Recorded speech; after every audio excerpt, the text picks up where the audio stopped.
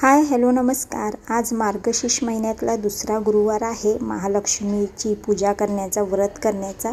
तर इथे मी रांगोळी वगैरे काढली आणि हे बघा, हे हंड्यातले जे दिवे आहेत मी घरीच तयार केले आहेत आणि जे हंडे सजवलेत ते सुद्धा घरीच सजवले आहेत। आणि ही जी रांगोळी दिसते ती मी नेटवरती बघून काढलेली। मला सहसा रांगोळी येत नाही, म्हणजे जास्त असं फॅन्सी वगैरे येत नाही, त्यातल्या त्यात येते, पण बघून मी चांगली अशी रांगोळी काढू शकते। ही मी नेटवरती बघूनच काढली आहे, फक्त थोडाफार मी त्यामध्ये बदल केला। आणि ही बघा, देवीची पूजा या पद्धतीने यावेळेला मी केलेली आहे। म्हणजे दुसऱ्या गुरुवारला पिवळं वस्त्र घातलेलं आहे मी देवीला, वस्त्र घालून मी सजवलं आहे, नटवलं आहे। आणि पाठच्या साईडला तुम्ही बघू शकता जी आरास आहे त्याच्यामध्ये मी थोडाफार बदल केला। पहिली जी गुरुवारची पूजा होती, म्हणजे मार्गशीर्ष महिन्यातला पहिला गुरुवार होता, त्यावेळेला थोडंसं वेगळं केलेलं आणि ह्या वेळेला थोडं वेगळं केलेलं आहे। बघू, प्रत्येक गुरुवारी जमेल तसं मी करेल।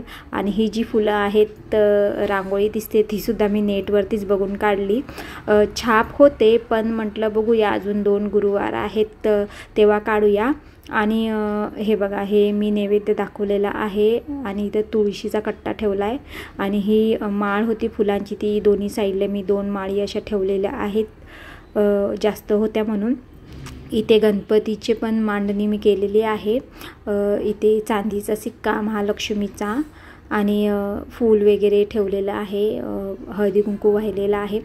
आणि हे जे तुम्हाला दिसतंय श्री महालक्ष्मी प्रसन्न आणि शुभचिन्ह दिसतात आहेत, ते मी रांगोळीचे जेव्हा साचे मागवलेले तेव्हाच मी मागवलं आहे। जर तुम्ही माझा व्हिडिओ बघितला असेल रांगोळीचा तर तेव्हा मी सांगितलेलं आहे, खूप सुंदर दिसतं। मी तुळशी कट्ट्याच्या इथे ठेवायला मागवलेलं आहे, पण आता आज पूजा होती तर मी तिथे ठेवले।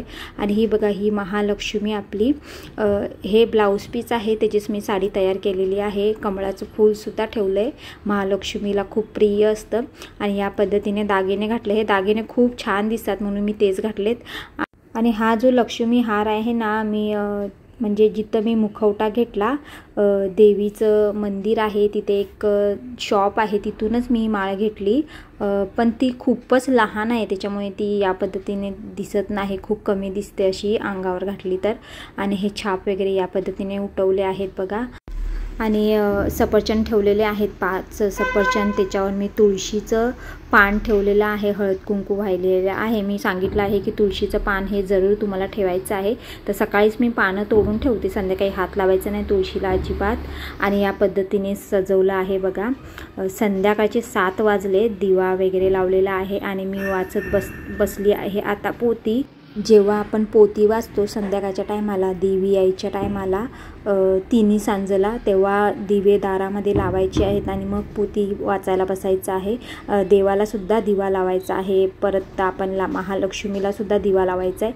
आणि या पद्धतीने मी पोथी वाचत आहे, आसन घेतलं आहे बसायला।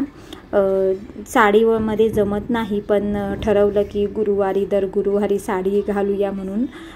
आणि या पद्धतीने झालेलं आहे बघा पूजा वगैरे। मी सर्व जेवण करूनच पोथी वाचायला बसली, लवकर जेवणाला लागते, जेणेकरून जेवण आवरून आपण पोथी निवांत वाचू शकतो। आणि पोरांनाही आज गुरुवार आहे त्यामुळे त्यांना माहीत असतं की काहीतरी स्पेशल बनतं, त्यामुळे भूक पण लवकर लागते। तर पोथी वगैरे वाचून झाल्यानंतर नैवेद्य वगैरे दाखवणार आहे आणि मग आम्ही जेवणार आहोत। आणि यावेळेला ह्या पद्धतीने मी लक्ष्मीला सजवलं आहे बघा। मागच्या वेळेला पण मी खणाचा ब्लाऊज पीस देवीला वस्त्र म्हणून घातलेला, हिरव्या रंगाचा होता, आणि ह्या वेळेला पण खणाचाच ब्लाऊज पीस मी साडी म्हणजे वस्त्र म्हणून घातलेला आहे, पिवळ्या कलरचा। तर इथे दिवा वगैरे लावलेला आहे बघा। आणि संध्याकाळचे जवळजवळ 7 वाजलेत आणि याच टायमाला मी बसते पोथी वाचायला, जेव्हा लक्ष्मी आपल्या घरी येते 3 सांजेच्या वेळेला। आणि इथे मी मंत्रसुद्धा लावलेले आहेत, टीव्हीवरती नामजप लावलेला आहे देवीचा। मी पोथी वाचते आणि देवीची आरती म्हणते आणि नैवेद्य दाखवून मग आम्ही जेवायला बसतो। तर या पद्धतीने पूजा झालेली आहे आणि मी नैवेद्यसुद्धा दाखवलेला आहे देवीला, तुम्हाला दिसतच असेल। आणि खूप सुंदर वाटत होती देवीचं रूप वगैरे, खूप भारी वाटते पूजा वगैरे केल्यानंतर।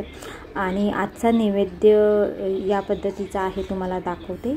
तर हा नैवेद्य मी केलेला आहे देवीला, तुम्हाला ताट दिसत असेल, पानाचं ताट आहे एक माझ्याकडे, ते मी त्याच्यामध्येच मी नैवेद्य दरवेळेला भरते। आणि इथे बघा हे पुलके केलेले मी नैवेद्यासाठी, म्हणजे आम्हाला जेवणासाठीच. खडी साखर होती सकाळी जी नैवेद्याला दाखवली ती. भजी केलेले, बटाटे भजी, भात आणि मूग मटकीचं मी वरण केलेलं, म्हणजे आमटी केलेली. थोडंसं दूध आणि साखरसुद्धा होती म्हणजे भातावरती, आणि तुळशीचं पान. आणि ही जी खीर दिसते ती मखाण्याची मी खीर केलेली. मखाण्याची खीर ही देवीला प्रचंड आवडते, त्यामुळे मी आज तीच केली भोग लावायला देवीला. आणि बटाट्याची भजी आणि भाजी म्हणून कढाई पनीर केलेलं. आणि हे ताट बघा या पद्धतीने मी दाखवत आहे देवीला. खिरीवरती पण मी तुळशीचं पान ठेवलेलं बघा, मी सकाळीच पानं तोडून ठेवली. आणि भाताच्या नैवेद्यावर पण पान ठेवलेलं आहे तुळशीचं. या पद्धतीने आजचा देवीला मी नैवेद्य दाखवला आहे. आणि हे जे आहेत ते शुभचिन्ह आहेत सगळी. इथे बघा गणपतीची वगैरे पूजा केलेली आहे. आणि संध्याकाळच्या टायमाला आपल्या दिवाबत्तीच्या टायमाला कोणीही स्त्री आपल्या घरी आली तर तिची एखादं फळ देऊन हळद कुंकू लावा आणि एखादं फळ द्या, जे आपण देवीला सकाळी मांडलेलं ते, किंवा देवीला जे सकाळी आपण ठेवलेलं ते एखादं फळ द्या तिला आणि हळद कुंकू लावा. खूप चांगलं असतं. रिकाम्या हाताने कधीही पाठवायचं नाही आपण. आणि इथे बघा इथे झालेला आहे हा भात वगैरे. आता आम्ही पण जेवायला बसलेलो आहोत देवीला नैवेद्य वगैरे दाखवून. ही मखाण्याची खीर केलेली आहे, खूपच टेस्टी लागते खीर. मी पहिल्यांदा केली, देवीला खूप आवडते म्हणून खिरीचा प्रसाद केला ह्या वेळेला. आणि ते आम्ही कढई पनीर केलेली, खूप आवडते आमच्या घरात मुलांना वगैरे. ते इथं कढाई पनीर मी केलेली. पुऱ्या करायच्या होत्या पण मागच्या वेळेला मी पुऱ्याच केलेल्या, त्यामुळे ठरवलं की नको पुऱ्या करायला यावेळेला. चपात्या पण नको, आपण पुलकेच करूया. खूप सुंदर झालेले पुलके, छोटे छोटे असे, मस्त तूप वगैरे लावलेले.